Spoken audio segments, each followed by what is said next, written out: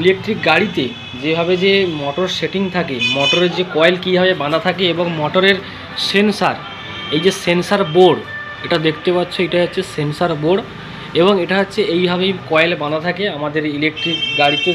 এইভাবেই coil setting হয়, দু সাইডেই একইভাবে সেটিং করা থাকে। এই যে এগুলো ম্যাগনেট দিয়ে এইভাবে সেটিং থাকে, ঠিক আছে। Hello guys, welcome back to my channel KS enterprise.